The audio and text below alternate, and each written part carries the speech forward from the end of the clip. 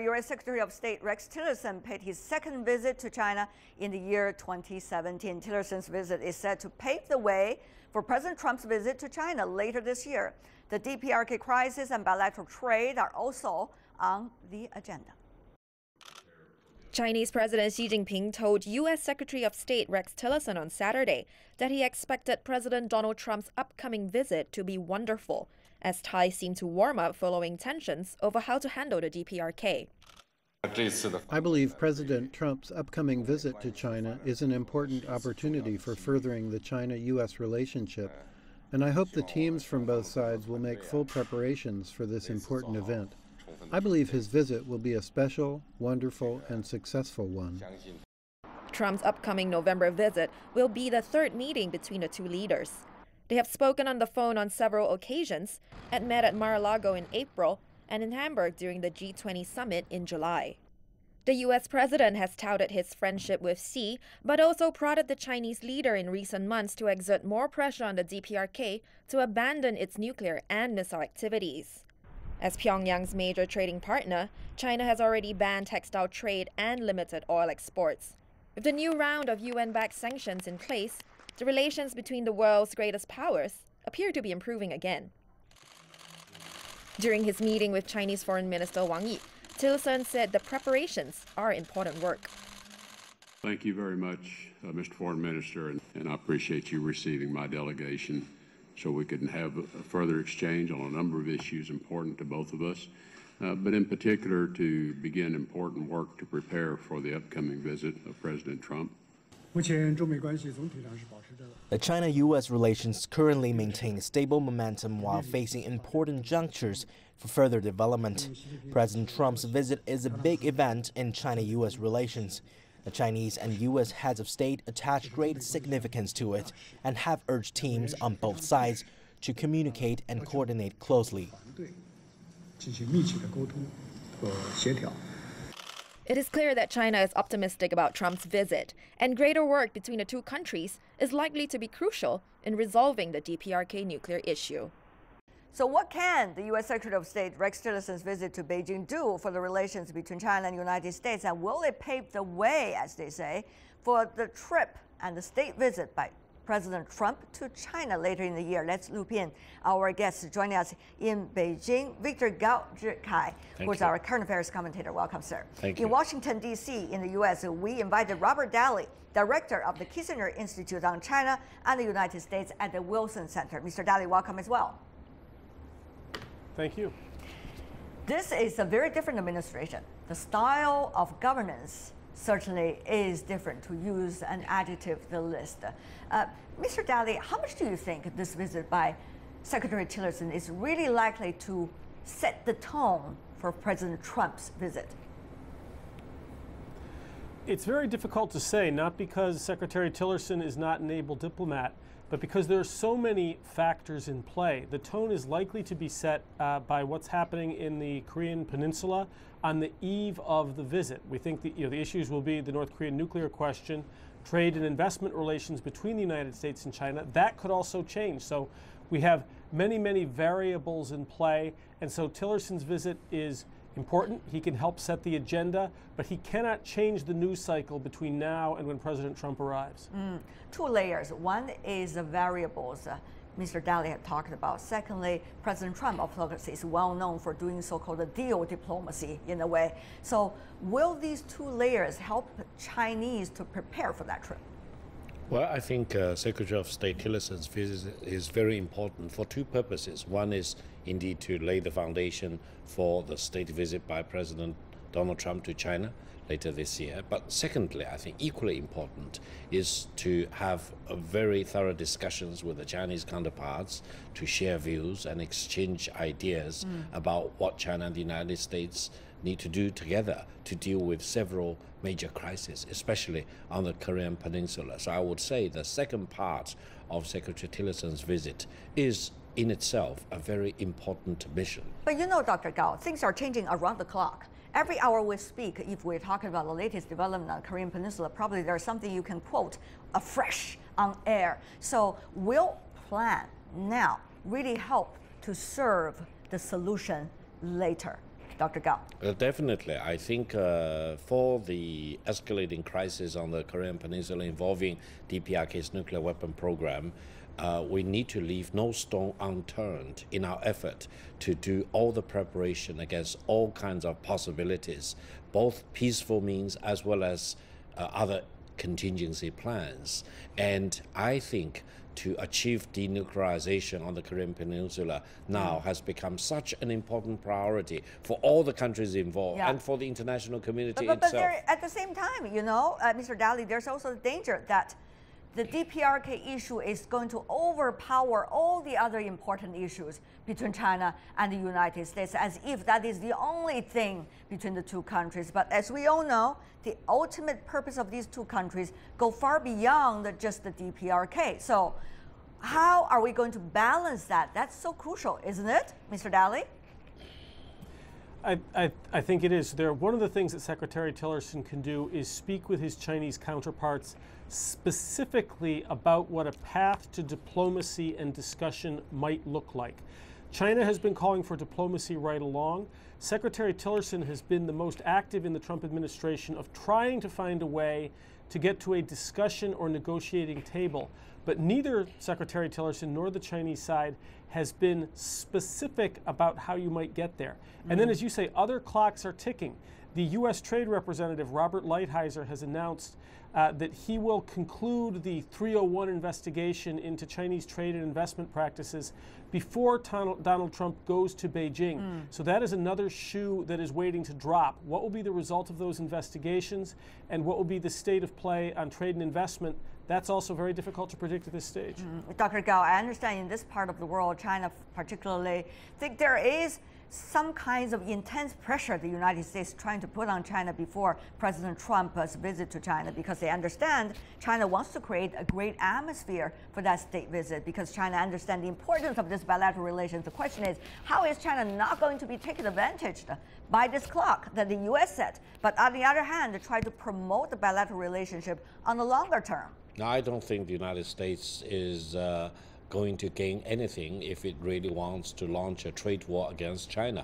Both China and the United States will be losers if a trade war does break out. And further, I would say, while the crisis on the Korean Peninsula is not the totality of the relations between China and the United States need to send the right signal to DPRK, to South Korea, to China, for example, so that we will all be on the same page in dealing with this escalating crisis. The United States will not serve its own fundamental interest if it wants to alienate China on other important matters while keeps wanting to have all the Chinese support on the DPRK situation. The United States need to be consistent and need to come up with a well-coordinated policy and strategy in dealing with the unfolding crisis on the Korean Peninsula. Yeah, Mr. Daly, do you think Washington really understands this with the administration? Besides pressure, what else they have in the hand, whether it's about DPRK issue or having this long-term relationship with China? Well, I think it's really a question for both governments of what does this long-term historic process of acclimating to each other look like. So if we look at the question of trade and investment, we don't need to leap right from talk of friction to a trade war. There can be all kinds of adjustments and moves that fall short of a trade war. And I think the problem is when we leap to saying, well, a trade war is against all of our interests. Of course it is, but there is a lot that can be done to make the terms, especially of investment, far more equitable. And this is what we're hearing in the United States, is more calls for reciprocity and more calls for what's called the Committee on Foreign Investment in the U.S. to take a more skeptical look at Chinese investments in the United States from the point of view of national security. That's not a trade war. That, from the United States point of view, is a long overdue correction to get fair terms of trade. And so I don't think we should leap to that sort of more inflammatory rhetoric. Not all frictions are trade wars. All right. Dr. Gao, of course, there are different understandings from both sides about certain common issues. And Mr. Daly just articulated the U.S. side of the interpretation. What about the Chinese side of interpretation? No, I would say the more investments there will be between China and the United States, either by American companies into China or the Chinese companies into the United States, it will be better for both China and the United States. And I think the United States will help themselves better and create more meaningful jobs if there will be larger amount of Chinese investments into the United States, especially in the infrastructure sector. And therefore, the American friends should not be afraid of investments coming out of China into the United States. I think the United States can benefit from the Chinese investments into the United States, like so many other countries around the world are benefiting as we speak from the Chinese investments. Further, I would say, in terms of dealing with the trading balance between China and the United States, China has big market for many other products from the United States, and it's up to the United States to come up with more goods and services to sell to the Chinese consumers. We need to adopt a more dynamic view about how to further increase the size of China-US trade rather than get onto each other's throat as if, you know, the trading balance as it is the only bad result between China and the United States. That's exactly the word here. However, we have seen the trends of protectionism from different countries at this point. So how are you, for example, gentlemen, you both advocated about great trade, and that's going to be crucial for our countries, be able to articulate that within your own countries, because we understand at this point, both countries have some structural problems to deal with. It has to be done, and better sooner than later. And many of the pressures coming from both sides toward one another actually have a lot to do with the structural problem itself. So are we going to have plans to solve these structural problems, or are we going to keep our fingers pointing at one another and say, it is your problem, please fix it? And Mr. Daly, let's go to you first. Well, I think we've already seen some movement in the United States over the past year in that it's now fairly broadly understood that, for example, Chinese currency manipulation, which candidate Trump talked about a lot during the elections, is really not an issue anymore. And furthermore, it's now broadly understood that the trade deficit per se is not the biggest problem. The focus in the United States has shifted to fair terms of investment and reciprocity. And I think that on this front, the United States and China have pretty similar ideas of what constitutes fairness and reciprocity. So I think that there is some room there for optimism. Dr. Gao? I think for the American friends, they should not have the cake and try to eat it at the same time, or sometimes do not have the cake and try to eat the cake at the same time. I think the United States has great potential to first boost its export to China. And we are talking, for example, about the possibility of LNG export from the United States into the Chinese market, and that in itself can go a long mile in contributing to more balance in China-US trade. So I would say let's be dynamic, let's be interactive, let's come up with more goods that the Americans can sell to China so that eventually we'll have more and better and more balanced trade, and also greater reciprocity. We don't want to forget that this is Rex Tillerson, the State Secretary's visit to China. So after all, what kind of message will Secretary Tillerson be able to carry back home? And will those messages, Mr. Daly, be able to be beautifully articulated to the White House? And will the White House look at that as the priority preparing for the final state visit? I think that is also a crucial question, given the lack of understanding of structures of command right now in the United States from outside.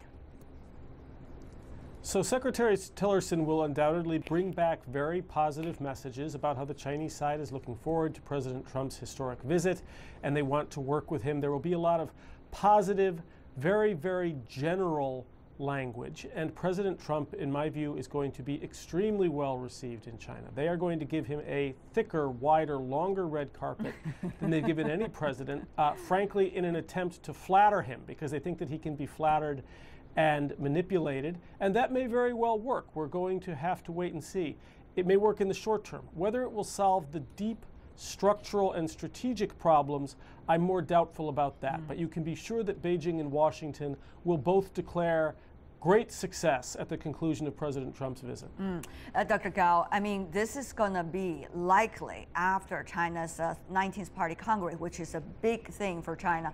And after that, China is going to streamline once again its priorities, look at its relationship with the outside world. United States is a crucial part of it. And how do you think this is likely, this trip by Rex Tillerson, articulated in China and during China's preparation, not just for that red carpet, but for the real discussion with President Trump? I think in China, both the leadership in the government as well as the Chinese people at large look forward to the upcoming state visit by President Donald Trump. And also, I think Secretary of State Tillerson's visit is a very important preparation for the state visit. I hope the Chinese people will come up with strong recommitment to greater friendship between China and the United States, and Secretary of State Tillerson will go back to Washington, D.C. and brief President Donald Trump that China is not an enemy of the United States, and China is a friend of the United States, and China and the United States can really build up greater partnership for greater achievements, for greater stability in the world. And if China and the United States cannot really engage with each other in a constructive manner, the world will be much worse. I'm sure than many it is of now. those languages will appear in the common statement or communique later in the visit or before that. But one of the things is, we see this trend, state visit, people to people. This is going to pave the way, but at times it only lasts for half a year or only a few months before another big issue pop up and totally change the tone of the bilateral relationship. But Mr. Daly, how hopeful should we be about President Trump to China and fundamentally be able to help us with this bilateral ties in the relatively longer term? Mr. Daly. I think that we are in for a long period of very difficult adjustment, increased distrust, and perhaps increased friction across a range of fronts in U.S.-China relations. And this gets to structural issues that Dr. Gao and I have discussed in earlier programs. Simply making positive statements about friendship is not going to be sufficient when there are deep structural, real reasons for strategic distrust between the two nations. I think that it's within our capacity to manage these increased frictions such that they don't break out into conflict. I'm not terribly pessimistic about that, but I don't see very many true bright spots in the official relationship between the United States and China in the near future. All right, Dr. Gao, there's going to be the test of DPRK, whether China and the United States be able to be on the same boat when it comes to vision, how to solve it. There's also likely to be some trade issues before President Trump's visit to China. So can the two countries really figure out the real common ground? Dr. Gao. I'm actually more optimistic than Mr. Daly about the future direction of China-U.S. relations. Why? Because we cannot afford to be pessimistic. We cannot afford to be downcrested about the future development of China-U.S. relations. Dr. Henry Kissinger gave the right assessment when he said war is not an option between China and the United States, and by default or by our volition, we need to be more constructive to promote a better partnership between China and the United States. That's the only viable option between Washington and Beijing. Option one, and that's the only option. For now, I want to thank the both of you because both of you have been working hard for this bilateral relations, whether you are an ultimate optimist or relative optimist for now. Robert Daly, Gao Zhikai, thank you so much, gentlemen, for joining us.